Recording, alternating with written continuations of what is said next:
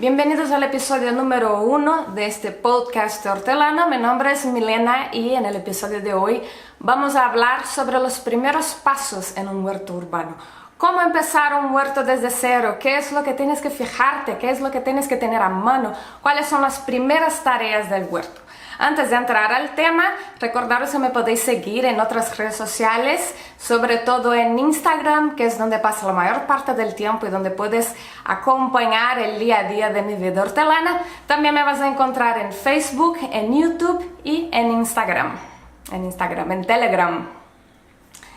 Entonces, el primer punto que quería hablaros de los primeros pasos del huerto urbano son los beneficios de tener un huerto. Ya sé que he tocado un poco este tema en el podcast 0, que por cierto, si no lo has escuchado, vuelve y escúchalo.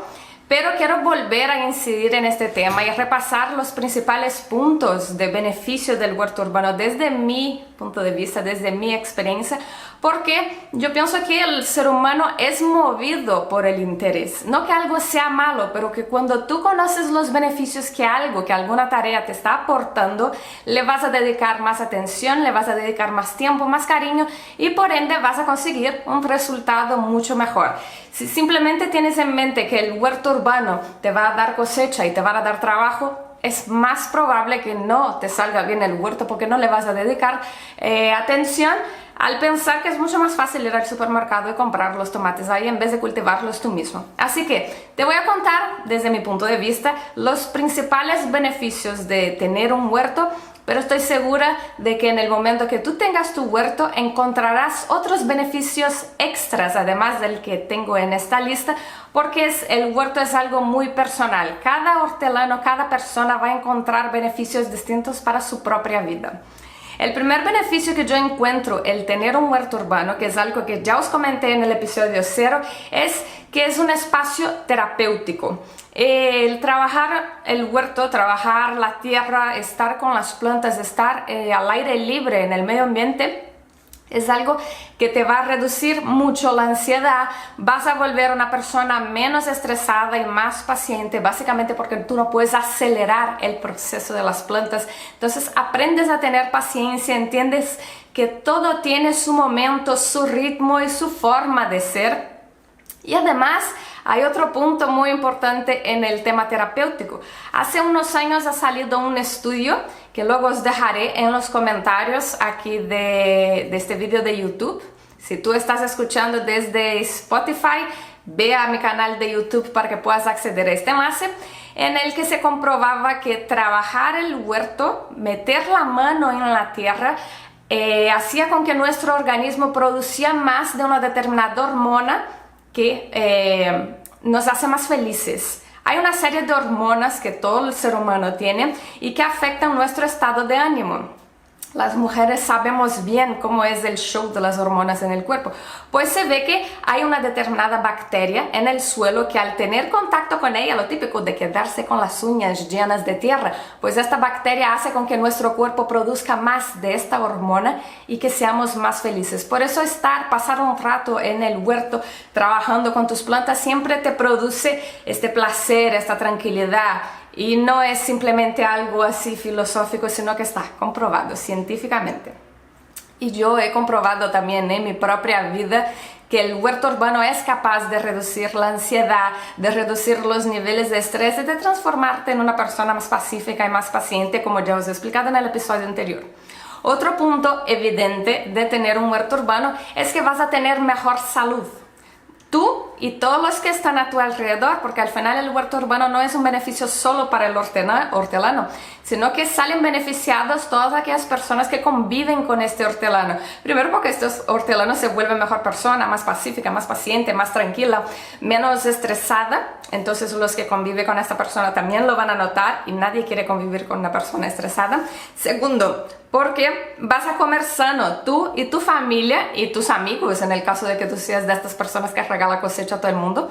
Vas a comer más sano, vas a comer ecológico, porque al final en nuestro huerto nosotros no echamos todos estos kilos de agrotóxicos que los grandes cultivos, los grandes monocultivos echan en sus plantas, sino que cuando nosotros tenemos un huerto urbano, un huerto casero, queremos echar la menor cantidad de potinques posible. Entonces vas a comer más sano y más ecológico.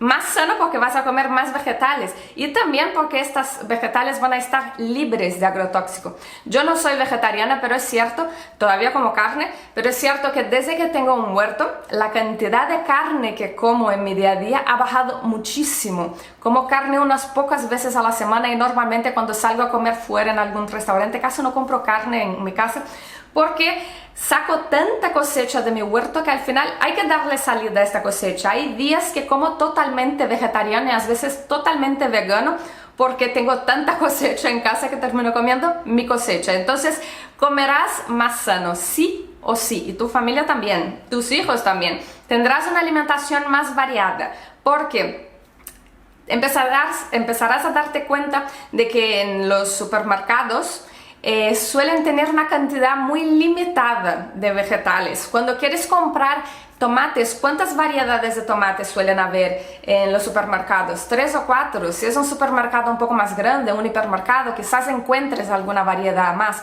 Pero esto es una mínima parte comparado con la cantidad de variedades de tomates que hay en el mundo. Entonces, cuando tienes tu propio huerto urbano, lo normal es que tú empieces a cultivar variedades de tomates que no encuentres en el supermercado. También empezarás a cultivar algunos vegetales, no solo tomates, sino de otros tipos que es imposible encontrar en un supermercado, a no ser que vayas a un supermercado muy gourmet y muy caro. Por ejemplo, yo descubrí que había varios tipos de berenjena gracias al huerto urbano. En el supermercado solo encuentras un tipo de berenjena, la clásica morada grande. Pero en realidad hay berenjenas japonesas que son así muy alargadas, un morado más clarito. Hay algunas berenjenas que tienen unas rayas blancas y lila. Hay unas berenjenas que son enteras blancas. De hecho, estas berenjenas blancas son muy populares en Reino Unido, y de ahí que en inglés británico se suele llamar las berenjenas como en inglés británico, no, perdón, en inglés americano se les suele llamar las berenjenas de eggplant, porque planta de huevo, porque estas berenjenas blancas se parecen a un huevo. Entonces, son variedades de alimentos que por mucho que estés dispuesto a pagar lo que sea que pidan por estos vegetales, no sueles encontrarlas en los supermercados. Entonces tendrás una alimentación más variada, y cuanto más variada sea tu alimentación, más sano vas a ser, porque tendrás un aporte de todos los tipos de nutrientes posibles porque comes más tipos de vegetales. Pimientas, a la gente que les gusta el picante, es muy difícil, casi imposible que encuentres determinadas variedades de pimientas picantes en el supermercado. Tú no vas al supermercado de tu barrio y tienen ahí a la venta habaneros o jalapeños. Tienen salsas fabricadas de forma industrial, pero no tienen ahí la pimienta en fresco para que tú hagas tu propia salsa en casa. Entonces hay determinados vegetales, determinadas legumbres, determinadas verduras que solo vas a conseguir si lo plantas tú mismo. Así que alimentación más variada. Si tienes hijos, para mí es algo fundamental, la gente que tenga hijos, que tenga un huerto también, sobre todo si tienes estos hijos que son un poco complicados de comer. Yo toda la vida he sido una persona muy difícil de comer. Yo me acuerdo hasta hoy que las primeras veces que mis padres me han visto comer una ensalada sin que estuviera obligada a hacerlo, yo tenía casi 30 años y mi madre me enviaba mensajes diciendo: no me lo puedo creer que estás comiendo una ensalada. ¿Por qué? Porque yo toda la vida nunca he querido comer nada que fuera muy vegetal. Yo era la típica de pizzas y hamburguesas. Pero estoy segura hoy en día, cuando miro hacia atrás, que si hubiera tenido un huerto de pequeña en casa, en el cole o a donde sea, estoy segura de que hubiera comido mayor variedad sin que mis padres tuvieran que obligarme a comer estos vegetales.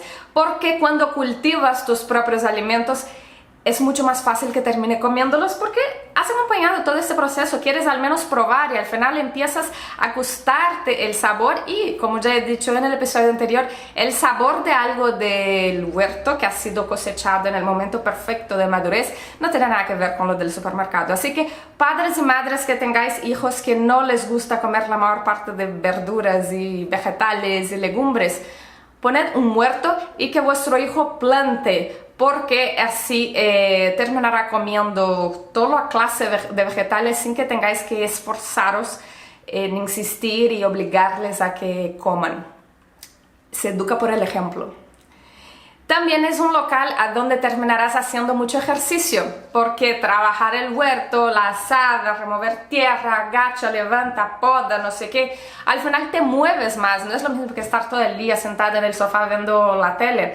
Si estás en el huerto y te estás moviendo, estás haciendo deporte. No es un deporte de mucho impacto, no es un deporte que terminarás el día siguiente lleno de agujetas, pero aún así te estás moviendo y esto los músculos lo notan, obviamente. Fíjate que los abuelos y abuelas que llevan toda la vida cultivando suelen ser personas muy longevas. ¿Cuántas veces llegas a un pueblo y te encuentras ahí esta abuela con 90 años y su azada preparando el suelo y hasta no muere ni para atrás? ¿Por qué? Porque lleva tantísimos años cultivando el huerto que, aparte de tener los músculos firmes, de estar trabajando el huerto constantemente, de comer sano, libre de agrotóxicos y con mucha variedad, la vieja tiene una salud perfecta. ¿Queréis llegar a esta edad sanos, sin enfermedades y en un cuerpo fit? Huerto. Nada de pagar gimnasio, móntate un huerto. Luego hay otro punto muy importante. Al estar al aire libre cultivando tu huerto, vas a absorber mejor la vitamina D. Ya sabéis que la vitamina D es algo que nuestro organismo necesita luz del sol para poder producirla adecuadamente. No sirve de mucho tomar muchos suplementos de vitamina D porque al final el cuerpo no va a absorber esta vitamina D adecuadamente si no hay sol.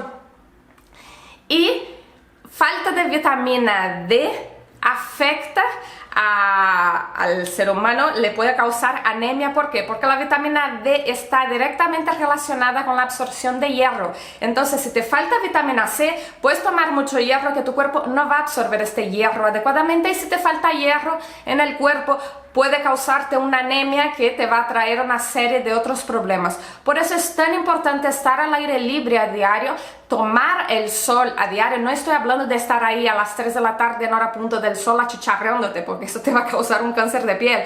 Pero si te vas por la mañana al huerto antes de que el sol esté fuerte o a finales de la tarde, que te dé un poco el sol, que tu cuerpo pueda absorber y producir y asimilar esta vitamina D adecuadamente, y esto también va a ser bueno para la asimilación del hierro y vas a tener menor probabilidad de que tengas anemia.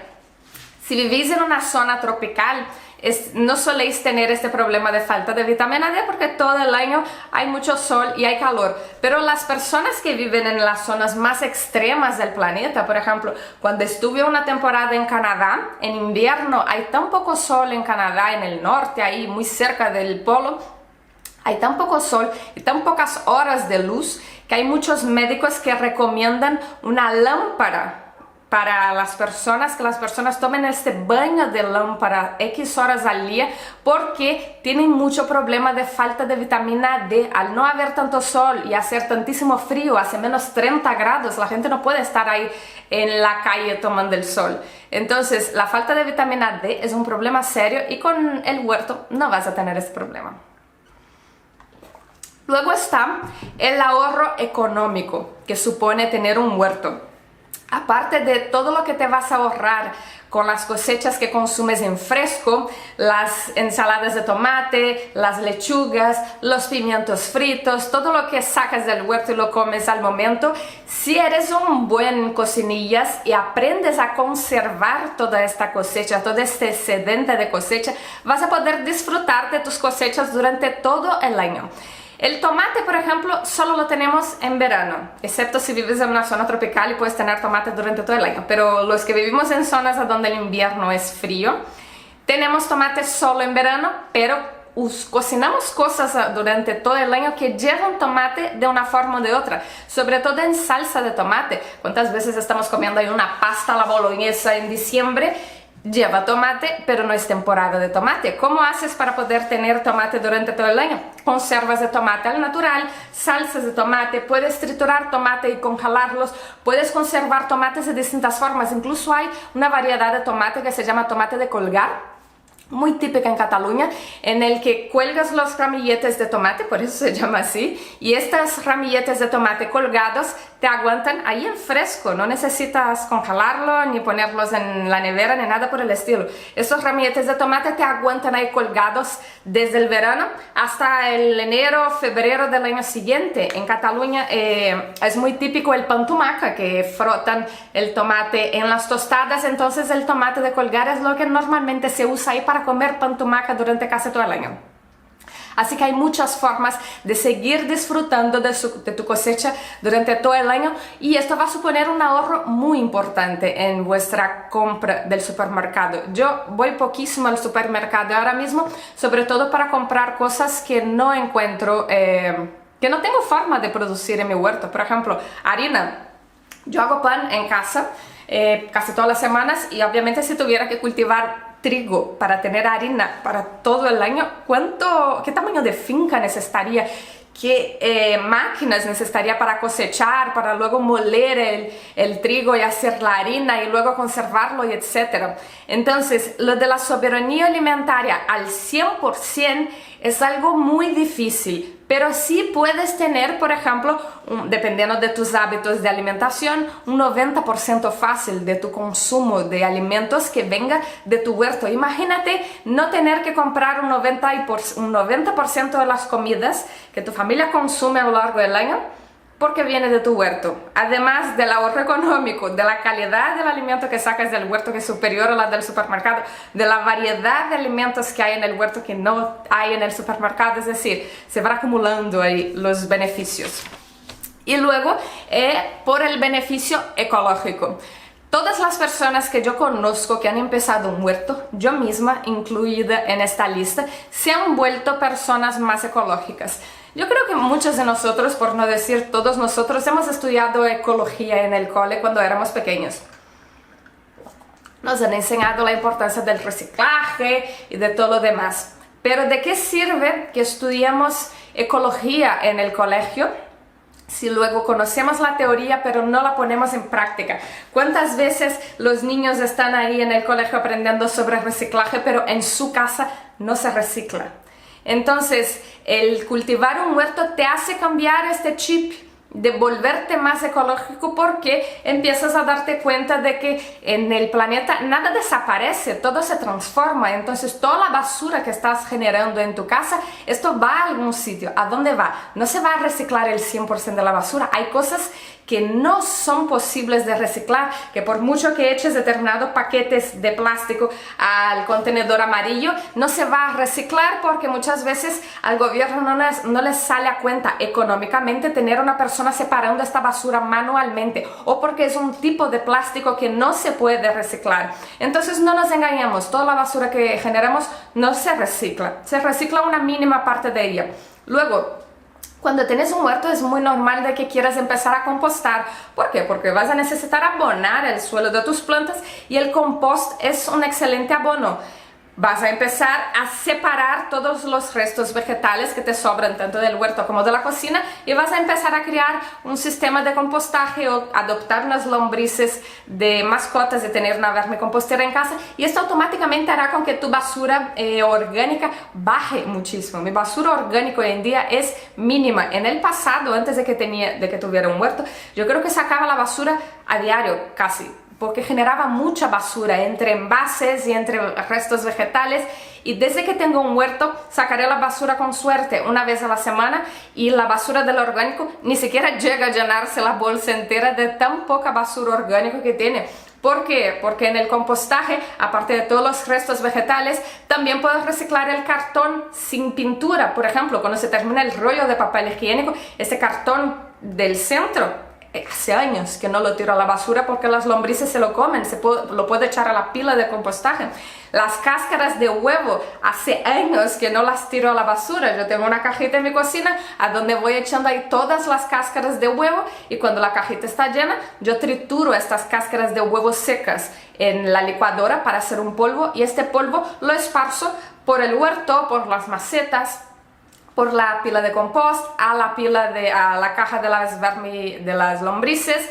Entonces siempre hay una salida. Los pozos de café son maravillosos para poder abonar tu huerto, aportan un montón de nitrógeno, vuelven la tierra un poquito más ácida, que es algo bueno para determinadas plantas. Por ejemplo, los rosales les encantan los pozos de café. Las lombrices se vuelven locas cuando echas pozos de café a la vermicompostera. Yo al principio de mi huerto, yo no soy muy de beber café, bebo café muy de vez en cuando, y yo quería pozos de café para poder echar a mi huerto. He llegado al punto de pedirlos en una cafetería, porque tú sabes la cantidad de pozos de café que se tira a la basura a diario en las cafeterías del mundo. Ve a la cafetería de tu barrio, habla con la persona en el mostrador y dile: oye, estos pozos de café a finales del día, sepárame la bolsa y yo vengo aquí y los recojo. Ellos estarán encantados de la vida de regalarte una bolsa de pozos de café, porque así ellos no van a tener que sacar esta basura. Es menos trabajo para ellos, es beneficio para ti, para tu huerto y para el mundo. Y luego, otro punto muy importante de tener un huerto y de ser más ecológico es que habrá un menor despilfarro de comida. Ya sabemos que hoy en día fácil la mitad de la comida que se produce en el mundo se va a la basura. Y la mayor parte de esta comida que se va a la basura está en el campo todavía, antes de llegar a los supermercados. ¿Por qué? Porque este tomate no ha salido con la forma muy bonita, porque esta berenjena ha salido un poco retorcida, porque esta zanahoria ha salido un poco más pequeña y no tiene la belleza que el supermercado pide para poder venderla a sus clientes. Luego, de lo que sí llega al supermercado, no todo se vende. Hay una parte que se estropea y que se va a la basura. De la parte que sí se vende y se lleva a la casa de las personas, de los clientes, muchas veces estos mismos clientes no comen todo lo que compra porque se les ha olvidado el tomate en la nevera, al final se ha puesto pocho y lo tiraron a la basura. Empiezas a sumar todo esto y cuánta comida se ha ido a la basura que podría haber sido transformada en alimento. Cuántas personas en el mundo están pasando hambre hoy día, y por otro lado la gente la está tirando esos alimentos a la basura. ¿Qué es lo que pasa cuando tú tienes tu propio huerto? ¿Te ha salido un tomate un poco raro? Tú lo vas a comer igual, es tu tomate, lo has cultivado tú con todo el cariño. Es muy difícil que tú termines tirando este tomate a la basura. ¿Te ha salido una berenjena un poco rara? Para adentro, no la vas a ignorar.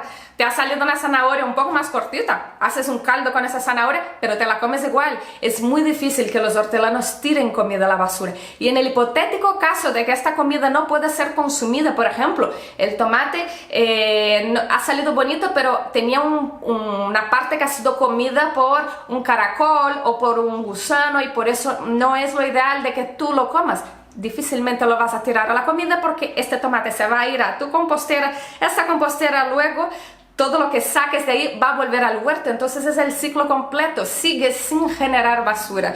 El despilfarro en el huerto de alimentos es mínimo, entonces se aprovecha mucho mejor la cosecha y ayudamos un poco el planeta y el medio ambiente, reduciendo nuestra huella de basura, nuestra huella de contaminación, que al final el planeta lo necesita.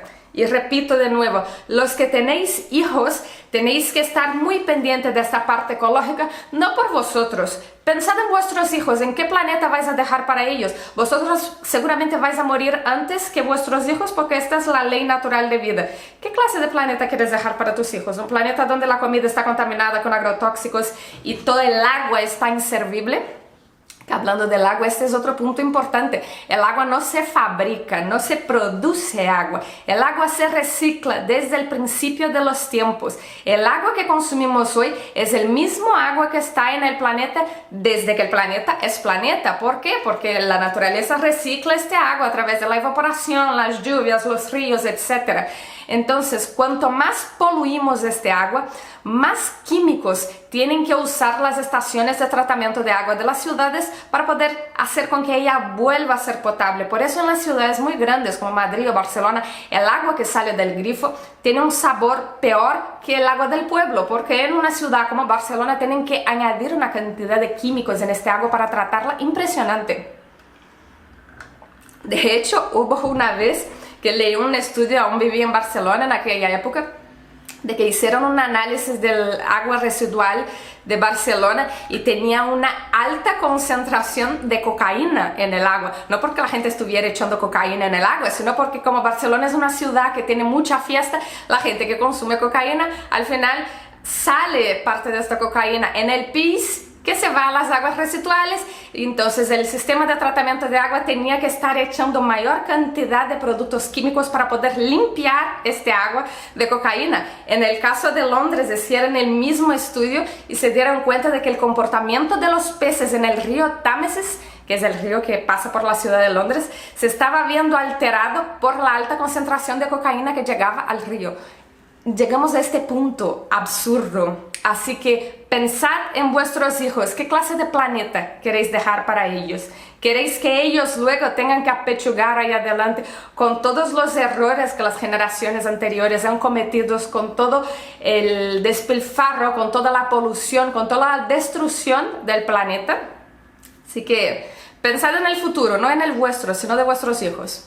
Entonces, ya hemos repasado aquí los principales beneficios desde mi punto de vista. Ya os he dicho que en el momento que vosotros empecéis a cultivar vuestros huertos, vais a descubrir otros beneficios para vuestra vida, porque al final el huerto es algo muy personal. Cada uno verá los beneficios que le aportan a uno mismo. No es algo igual para todos, pero sí que hay algunos que son comunes. El siguiente paso, ya estás decidido que vas a empezar un huerto. ¿Qué tienes que hacer ahora? Tienes que elegir a dónde vas a poner el huerto.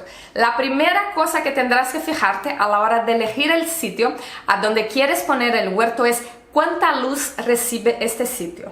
Podemos dividir la cantidad de luz que recibe este sitio en tres, que sería el sitio de pleno sol. Sería aquel local que recibe 8 horas de luz diaria directa al día como mínimo. Y digo directa es que el sol da en este sitio. Normalmente si tienes el huerto en el campo y no hay árboles alrededor ni construcciones, lo más probable es que sea un sitio de pleno sol. Están los sitios de semisombra, que son aquellos que reciben alrededor de 4 horas de luz directa al día. Y están los sitios de sombra. No lo confundas con sitios oscuros. Sitios de sombra es como el sitio que estoy ahora, una habitación a donde no entra la luz del sol directa, pero que tiene suficiente iluminación indirecta porque hay una ventana y entra luz de la calle, y esta iluminación indirecta es suficiente para tener plantas de interior aquí dentro. Entonces, un sitio oscuro sería un sitio que no tiene luz. Dentro del armario, por ejemplo, y un sitio oscuro, no van a crecer plantas ahí. Así que, dependiendo de la cantidad de luz que recibe el local a donde quieres cultivar, podrás poner un tipo de planta o otro. Hay determinadas plantas que van a necesitar más luz para poder desarrollarse y otras que van a necesitar menos. Por ejemplo, la monstera que tengo aquí en mi habitación es una planta que crece muy bien en sitios de sombra. ¿Por qué? Porque en la naturaleza la monstera es una planta que va creciendo trepando por el tronco de los árboles. Entonces crece a la sombra de la copa de los árboles. Si yo cojo mi monstera y la pongo a pleno sol ahora mismo, es muy probable que el sol fuerte termine quemando sus hojas, porque la monstera está acostumbrada a no tener el sol directo ahí en sus hojas. Por otro lado, el tomate es una planta que necesita sol directo, necesita pleno sol, necesita muchas horas de sol al día para que sus frutos se desarrollen bien, maduren bien y que la planta crezca como tiene que crecer. Si pones el tomate en un sitio de sombra, lo más probable es que este tallo se estire demasiado buscando luz. Al estirarse demasiado, este tallo se va a debilitar. Al debilitarse es más fácil de que sufra algún ataque de plagas, de que enferme, de que estas flores no polinicen bien y que consecuentemente no tengas una cosecha adecuada de tomates. Por regla así muy general, todas las plantas que producen frutos, tomates, pimientos, berenjena, calabaza, calabacín, frutos, todas las que producen frutos van a necesitar pleno sol. No intentes cultivar una planta de fruto en un sitio de sombra o en un sitio de semisombra, porque la planta no va a crecer todo lo que podría crecer y no va a producir todo lo que podría producir si la tuvieras a pleno sol. Por otro lado, las plantas que vayas a consumir, las hojas, pueden crecer perfectamente en una zona de semisombra. Por ejemplo, lechuga, rúcula o cualquier otra planta que no vaya a producir frutos, te va a salir bien en una zona de semisombra. Si pones una lechuga a pleno sol en verano, es muy fácil de que esta lechuga suba a flor muy rápido y que ni siquiera te dé tiempo de cosecharla. ¿Por qué? ¿Cuál es el ciclo de vida de cualquier planta? Crecer, desarrollarse, sacar semillas o frutos con semillas y luego morir. Las plantas, el objetivo es que ellas puedan dejar descendientes y estos descendientes se dejan a partir de las semillas. Entonces, si le das mucho sol a una lechuga, la lechuga crece rápido, saca flores rápido, de estas flores van a salir semillas y entonces la lechuga ya se muere porque ha considerado que ha cumplido su papel en el mundo, que era dejar semillas, dejar descendientes. Pero si pones una lechuga en un sitio de semisombra en verano, o incluso en un sitio de sombra, si vives en una zona que tiene muchísimo sol y muchísimo calor, esta lechuga va a crecer más despacio y te va a dar tiempo de cosechar estas hojas, estas lechugas más fácilmente, tendrá un mejor sabor, porque al final la lechuga, cuando empieza a subir a flor, las hojas se vuelven más amargas y ya no son tan sabrosas. Así que la luz es el primer punto y el más importante a la hora de elegir ¿a dónde vas a poner el huerto? Si vas a poner el huerto en un balcón, también tendrás que fijarte la orientación de este balcón. Cuando miras por tu balcón hacia afuera, ¿qué es lo que tienes delante? ¿Es el norte? ¿Es el sur? ¿Es el este? ¿O es el oeste? ¿Por qué? Sabemos que el sol nace en el este y se pone en el oeste. Así que si tienes tu balcón apuntando al oeste, no vas a tener luz por la mañana, pero sí vas a tener luz directa por la tarde. Esto quiere decir que seguramente vaya a ser un balcón de semisombra, porque vas a tener luz la mitad del día, no el día completo. Si vives en el hemisferio norte, que es donde estoy yo ahora, y tienes un balcón con orientación sur, vas a tener luz casi todo el día. Si vives en el hemisferio norte y tienes un balcón con orientación norte, vas a tener pocas horas de luz directo. Entonces, la orientación de tu balcón también te ayudará a saber cuánta luz tienes y qué plantas puedes poner en esta zona. También tendrás que tener en cuenta la estación del año, porque los que vivimos más en las partes extremas del planeta, muy al extremo del hemisferio norte, muy extremo del hemisferio sur, sobre todo más allá de los trópicos de Capricornio y de Cáncer, notamos que hay una diferencia muy grande entre la cantidad de luz que llega en verano y la cantidad de luz que llega en invierno. Por ejemplo, yo tengo un balcón en mi piso que es orientación norte. En invierno tiene cero luz directa. Tiene mucha luz indirecta, pero no le da el sol como tal. Mientras que en verano sí que me da algunas pocas horas de luz por la mañana. Si vives cerca de la línea del Ecuador, no notarás tanta diferencia porque vas a tener más o menos la misma cantidad de sol durante todo el año. Entonces, también tienes que tener en cuenta estos factores a la hora de planificar tu huerto y a la hora de elegir el local. Milena, no tengo sitio en mi casa con luz suficiente para poder cultivar nada. Vivo en un piso interior, ni siquiera me entra luz por la ventana y quiero tener plantas en casa. ¿Qué hago? Puedes optar por cultivar tus plantas con una lámpara de LED. Las lámparas de LED tienen una principal ventaja comparada con las demás bombillas incandescentes normales que tenemos en casa. Bueno, tienen muchas ventajas en realidad para las plantas. Lo primero es el ahorro energético. Las lámparas de LED pueden consumir fácil 5 veces menos energía que una bombilla normal. Lo segundo es que son lámparas que no calientan demasiado el ambiente. Ten en cuenta que si vas a cultivar plantas con bombillas de LED, vas a tener esas bombillas encendidas unas 12 horas al día. Entonces, si es una bombilla incandescente, esto va a calentar mucho el ambiente, va a consumir mucha energía, va a calentar mucho la planta. Y además hay otra, que las bombillas incandescentes no tienen la luz adecuada para las plantas. Vamos a hablar un poco de los colores.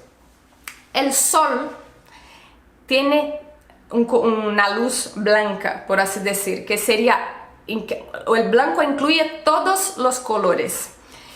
Pero las plantas no absorben todos los colores del sol. Las plantas absorben sobre todo los colores rojo y azul. El rojo favorece la floración de la planta y el azul favorece el crecimiento de tallos y hojas.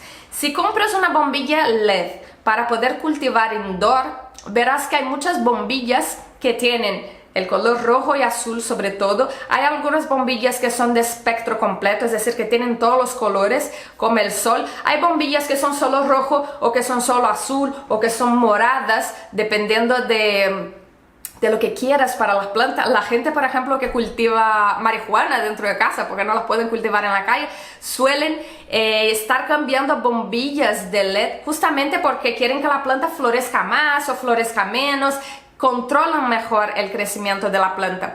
Así que puedes cultivar plantas dentro de casa con una bombilla. Yo misma tengo varias bombillas aquí de LED más pequeñas y tengo una grande con la caja de luz que suelo usarlas para poder empezar semilleros dentro de casa. Como yo, mi balcón es orientación norte, a veces es muy difícil tener semilleros afuera porque falta luz para que estos semilleros crezcan adecuadamente y las plantas terminan aislándose y luego la plantita se vuelve débil y se muere. Pero si tengo la luz LED encima de estos semilleros, consigo que crezcan más rápido, que no sufran con la falta de luz y que estén listas a tiempo para que las pueda llevar al huerto. Así que la bombilla LED es una opción estupenda para poder cultivar en casa. Milena, ¿puedo usar bombillas normal para una incandescente, la típica que tengo en la mesita de noche para poder cultivar plantas dentro de casa?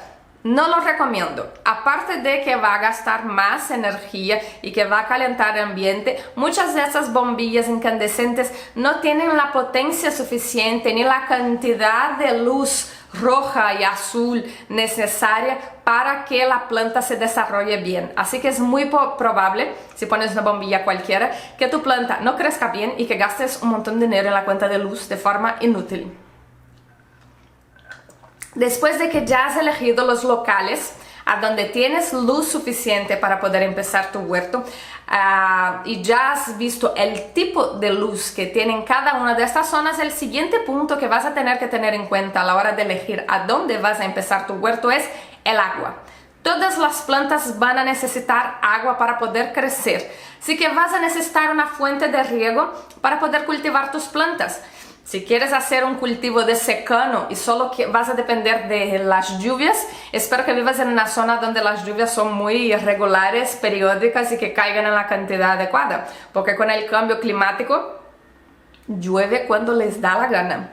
Así que agua para poder regar puede ser un grifo a donde puedes enchufar una manguera, un riego por goteo. Puede ser un pozo desde donde saques el agua, puede ser un río cercano desde donde saques el agua. Puedes hacer captación del agua de la lluvia, tener unos depósitos, captas el agua de la lluvia y vas usando este agua poco a poco para poder regar el huerto. Puede que no tengas un grifo en el mismo sitio, pero hay la posibilidad de que vengas con una regadera a poder mojar tus plantas. Por ejemplo, en esta habitación donde estoy ahora mismo no tengo un grifo, pero sí puedo traer mi regadera y mojar las plantas que tengo aquí conmigo. Entonces sé que estas plantas siempre van a tener agua. Así que es muy importante agua, fuente de agua cercana para poder mojar tus plantas. Sin agua, las plantas no van a desarrollarse bien, incluso se van a morir. ¿Por qué? Los nutrientes que hay en el suelo necesitan estar diluidos en una sustancia acuosa para que las raíces puedan absorber estos nutrientes. De nada sirve tener un suelo súper nutrido si este suelo está seco, la raíz no va a absorber nutrientes.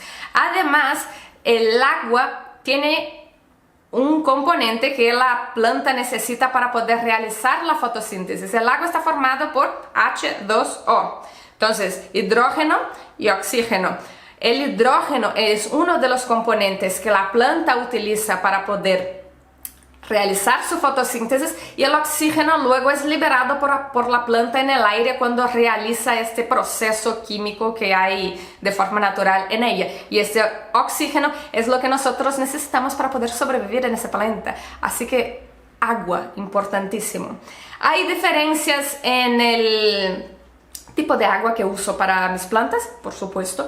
El agua de la lluvia normalmente es mejor que el agua del grifo. ¿Por qué? Porque el agua del grifo tiene cloro, tiene otros productos químicos que han usado en su tratamiento y estos productos pueden eliminar algunos de los microorganismos que hay en el suelo y que ayudan a mantener la fertilidad del suelo. Cuando hay materia vegetal en el suelo, hay una serie de microorganismos en el suelo que van descomponiendo esta materia vegetal y haciendo con que estos nutrientes estén disponibles en el suelo para que las raíces lo absorban diluida en agua. Pero si echas agua con cloro, vas a disminuir la cantidad de estos microorganismos. ¿Quieres decir entonces que no puedo usar agua del grifo? Sí, puedes usar agua del grifo. Yo uso agua del grifo, pero yo soy consciente, el agua del grifo no te va a matar la planta. No es esto lo que estoy diciendo. El agua del grifo no es el mejor agua para tus plantas. El mejor agua es el agua de la lluvia, obviamente, que es el agua más natural que hay. Pero incluso el agua de la lluvia tiene algunos peros. Por ejemplo, si vives en una ciudad muy grande donde la polución del aire es muy intensa, el agua de la lluvia arrastra toda esta polución que hay en el aire, por lo que el agua que llega al suelo en una lluvia no es un agua extremadamente puro. Si vives en Madrid, en el centro de Madrid, donde hay mucha polución de los coches, y decides hacer una captación de agua, ten en cuenta que el agua que ha llegado a tus cubos puede venir con algunas sustancias químicas que los coches liberan en el aire. Entonces todo tiene peros. Milena, entonces, ¿qué me recomiendas hacer si yo vivo en la ciudad y solo tengo agua del grifo y ni siquiera puedo coger el agua de la lluvia porque va a venir contaminada de la polución?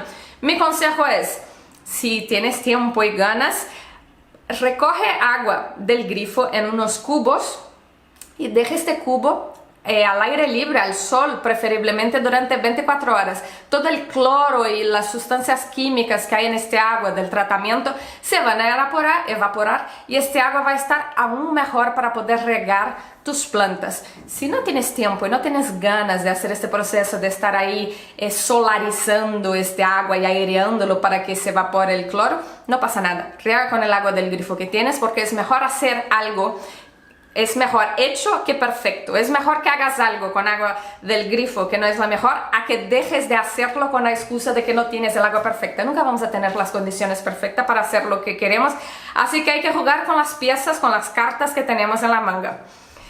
Entonces, ya hemos hablado de la luz y del agua, que desde mi punto de vista son los dos puntos fundamentales para poder elegir a dónde quieres poner tu huerto.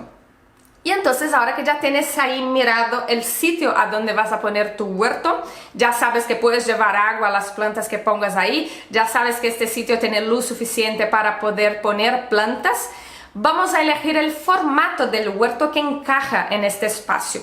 El huerto tiene una cosa muy buena, que es que hay miles de formatos distintos que se pueden adaptar a todos los rincones posibles. Cualquier rincón es apto para recibir un huerto de un formato o de otro. No existe sitio a donde no pueda haber plantas. ¿No veis en este vídeo? Los que estáis viendo por YouTube, en Spotify es imposible que me veáis, pero los que estáis viendo en YouTube no tenéis idea de la cantidad de plantas que tengan esta habitación alrededor, por el techo incluido. Es decir, sitios a donde cualquier persona diría que es imposible cultivar nada. Pues sí, tengo plantas aquí por todos lados. Lo que veis aquí en la imagen es una pequeña parte de las plantas. Así que con un poco de creatividad podrás poner plantas en todos sitios, en distintos formatos. Lo más normal es que la gente tenga huerto en el suelo, el más tradicional, al aire libre, pero también se puede tener huertos en macetas de todos los tamaños y de todos los formatos. El único requisito para tenerlo en maceta es que esta maceta necesita tener agujero de drenaje en la parte de abajo, porque no queremos ahogar nuestras plantas. Así que si vas a usar cubos reciclados para poder cultivar, acuérdate por favor de hacer agujeros en este cubo. Puedes construir bancales elevados para poder cultivar tus plantas. Incluso hoy en día hay muchas empresas que venden unos bancales elevados con las patas que te llegan así a la altura de la cintura o del pecho, dependiendo del modelo que elijas, para poder cultivar en balcón de forma así un poco más alta. De hecho, es un formato muy bueno para usar en residencias de ancianos, porque ya sabemos que el huerto es algo terapéutico. Entonces es algo que hay en muchas empresas que ponen en las residencias para que los ancianos que viven ahí puedan mantenerse activos. Hay los huertos verticales que lo cuelgas de la pared, puedes hacer con algunas estanterías fijas en la pared y la maceta arriba. Hay otros huertos verticales que son varios saquitos colgados de la pared. Hay la hidroponía, que son plantas que crecen solo en agua. Este es algo que se hace mucho con lechugas. El tema de la hidroponía, al no haber suelo, tienes que estar echando los nutrientes de forma líquida en este agua para que la planta pueda desarrollarse adecuadamente. Hay incluso un sistema que combina la hidroponía con peces, es decir, el agua de los peces se usa para poder cultivar plantas porque los peces están cagando en este agua y su caca tiene ciertos nutrientes que son buenos para las plantas. Luego está el cultivo en papel mojado, por ejemplo. Los brotes de chía crecen fenomenal en papel mojado. Si estás con esta cara de cultivo en papel mojado, sí, entra en mi Instagram, busca un destacado en mi perfil que pone brotes y verás cómo puedes cultivar brotes de chía en papel mojado en 10 días. Es decir, ni siquiera vas a necesitar tierra. Coges el papel de cocina, lo mojas en la bandeja y semillas encima y listo. Y algo también que se ha vuelto muy popular últimamente, sobre todo en invernaderos, yo lo veo mucho en invernaderos en el sur de España, en Almería, donde cultivan una cantidad de tomates muy grandes que se vende a toda Europa, es la lana de roca. Para el que no lo conoce, la lana de roca es una especie de esponja, y entonces en esta esponja meten ahí la plantita, riegan esta lana de roca con una solución acuosa que tiene ya los nutrientes que necesita la planta y las raíces se van a desarrollar ahí, ni siquiera es tierra. Así que hay muchos formatos y muchas opciones para poder empezar tu huerto. Tendrás que elegir el formato que encaja mejor en el local a donde has decidido empezar tu huerto. ¿Tienes que elegir solo uno? No, hay muchos formatos que los puedes combinar entre ellos. Tienes un jardín en tu casa, puedes poner en esta zona de jardín macetas por un lado, bancales elevados por el otro, una parte en la que vas a cultivar en el suelo y un jardín vertical en la otra pared. Puedes tener varios tipos de huerto en un mismo espacio, depende de tus ganas y de tu creatividad para poder empezar este huerto. Y luego el último punto para poder empezar un huerto serían las herramientas. ¿Qué herramientas voy a necesitar para poder cultivar mi huerto? Depende del huerto que vayas a tener, pero por regla general, con tus manitas es más que suficiente. Si vas a cultivar en macetas, lo más probable es que no necesite apenas herramienta, quizás una pala pequeña para ayudarte con la tierra, para sacar tierra de la bolsa y etcétera, pero también lo harías solo con las manos, no hay ningún problema. Si vas a cultivar en el suelo directamente, es posible que necesites una pala o una azada que vaya a ayudarte a preparar esa tierra, a remover esa tierra, a hacer los surcos. Si vas a cultivar en el suelo una zona muy amplia, una mula mecánica te ayudaría, aunque en el largo plazo yo no recomiendo estar usando la mula mecánica constantemente y ya os explicaré este tema en el siguiente episodio. Y también hay algunas otras herramientas más originales o más específicas según el caso, que son muy populares en los huertos exteriores de jardín. Una, por ejemplo, que me gusta mucho es la horca de doble mango. Te va a sustituir un poco la azada y la mula mecánica y va a agredir mucho menos el suelo, porque esta horca de doble mango lo que hace es que la clavas en el suelo y levantas un poquito este suelo solo para descompactarlo, pero no llegas a remover este suelo, que es lo que afecta a los microorganismos del suelo. Hay muchísimas otras herramientas. Dependerá un poco de tus ganas de meter herramientas ahí. Ya te digo que en mi huerto, el que tengo ahora, lo único que he usado para poder preparar el huerto ha sido una azada y una pala, para poder montar los bancales que tengo elevados. No son bancales con ladrillos laterales de contención, sino que apenas es un montículo así en medio. Entonces yo sacaba con la pala la tierra de los pasillos, apoyaba en la línea donde quería hacer el bancal y listo. No he tenido que hacer mucho más. Llegamos hasta aquí, el fin del primer episodio. En el episodio número 2 del podcast hablaremos sobre tipos de suelo, tipos de sustrato, cómo preparar el sustrato para tu huerto, cómo abonar tu huerto. Así que te veo en el próximo episodio. Hasta luego.